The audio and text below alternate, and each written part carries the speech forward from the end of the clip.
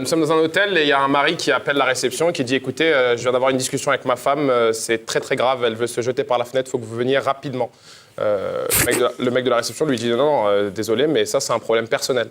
Il lui dit ah non, pas du tout, les fenêtres ne s'ouvrent pas, c'est un problème de maintenance, monsieur.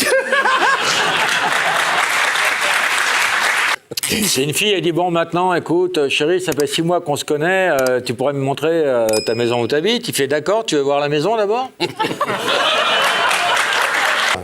Pas trop dans le style quand même, hein, oui.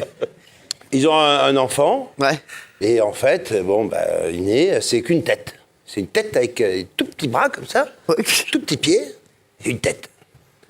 Il grandit, enfin la tête grandit, il est scolarisé, il travaille très bien à l'école. Puis bon, c'est sûr que bon, il a un petit peu très très à part, bien évidemment, mais bon, les années passent, tout ça, il a quand même des copains, puis la famille l'aime, il l'embrasse souvent, tout ça.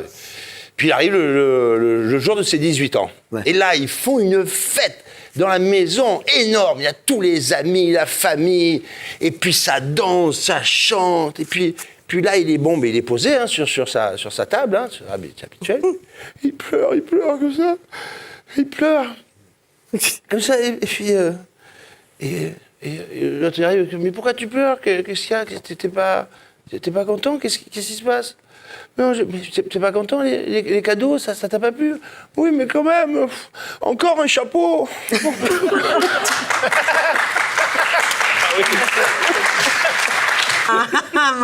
Non, alors c'est un mari avec sa femme, donc il est en train de regarder la télé, et d'un coup, bam, il se prend un gros coup de poing sur la gueule, tu vois. Ouais. Il se retourne, et sa femme, il lui dit, mais qu'est-ce qui t'arrive? T'es folle ou quoi?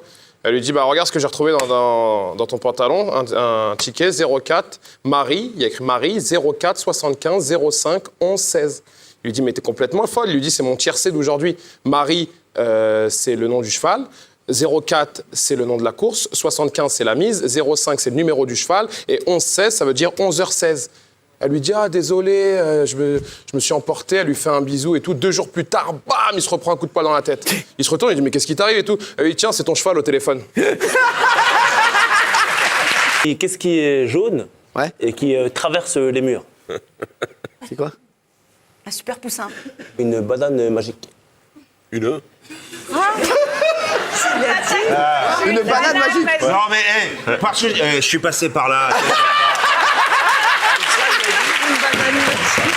Là, ça se passe dans un taxi. Le taxi, il y a une bonne sœur qui est sur la banquette arrière. Et le taxi ne peut pas dévisser ses yeux du rétroviseur. Regarde comme ça, tu vois, au point que la bonne sœur, derrière, qui est très jolie, très beaux yeux et tout, elle lui dit « Monsieur, arrêtez de regarder dans le rétro, on va finir par avoir un accident, tu vois. » Mais il dit « Je peux pas, vous êtes tellement jolie. » Et pour tout vous dire, ma sœur, mon fantasme à moi, c'est un jour d'embrasser sur la bouche une bonne sœur.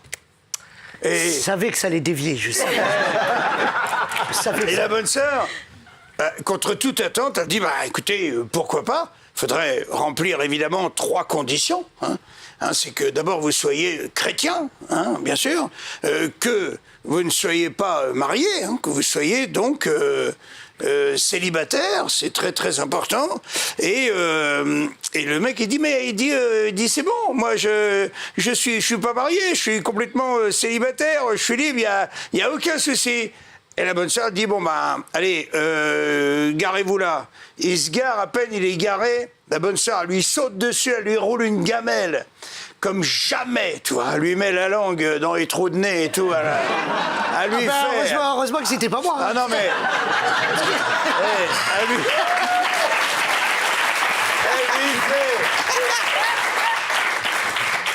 Elle lui fait un tour de grand 8, tu vois, absolument incroyable. Hop, elle se remet sur la banquette. Le taxi redémarre, puis tout d'un coup, il se met à sangloter, tu vois. Et elle lui dit, elle dit pourquoi vous pleurez comme ça? Il dit parce que je suis un sale menteur. D'abord, je suis juif, je ne suis pas catholique. J'ai trompé ma femme. Enfin, je suis un très gros pécheur. La bonne sœur a dit, c'est pas grave. Regardez, moi, je m'appelle Gérard et je vais au carnaval de Dunkerque.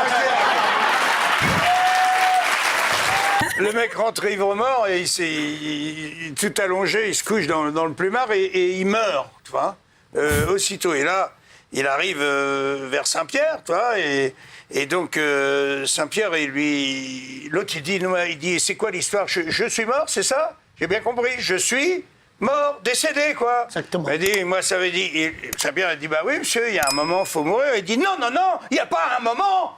Hein? Moi, je veux pas mourir, moi. Moi, je veux retourner sur Terre, maintenant. Très en colère. Alors, Saint-Pierre, bon, il prend en compte le courroux du mec. Il dit, écoutez, monsieur, c'est pas normal. Moi, je fais ça depuis des siècles et des siècles. On peut pas revenir comme ça. Ou alors... il y aurait bien une solution, mais il dit quoi? Allez-y. Il dit, je pourrais vous faire revenir, mais ce serait en animal, quoi. Ah, il dit, oui, il dit, en ce moment, j'ai que poule. Il n'y a pas d'autre choix. C'est poule. Mais il dit, je m'en branle, ok, je reviens en poule, il n'y a pas de problème, je veux revenir. Il se retrouve en poule, dans la basse-cour. Le coq... il arrive, il vient voir, il dit « Bonjour, madame la poule ». Il dit « Vous êtes la nouvelle, comment ça va ?» Eh ben, elle dit « Ça va, mais si je vous disais, je me sens un petit peu barbouillé, quoi. Un petit peu, j'ai mal au ventre. » Ah, coq, il dit « C'est parce que vous allez pondre un œuf. Certainement. Je suis un spécialiste, vous pouvez me croire. » Il dit « Vous croyez ?» Elle dit « Oui, oui. » Il dit « Allez-y, madame la poule. Poussez. Vous allez pondre un œuf. Pousse la poule. Et hop, fait un bel œuf qui sort. Le coq, il dit, vous voyez, je vous l'avais dit, c'était un œuf, ça va mieux. Et la poule, elle dit, bah ça va mieux. Je suis encore un petit peu mal au ventre. Ah, elle dit ça c'est un deuxième œuf. Ça arrive des fois par deux. Il dit, allez-y, poussez, madame la poule. Vous êtes une poule, poussez, allez-y. Elle pousse, et hop, un deuxième œuf qui arrive, tu vois. Et à ce moment-là, le mec, il prend une grande tarte dans la gueule par sa femme, elle lui dit, oh, c'est pas bientôt fini de chier dans le plumard?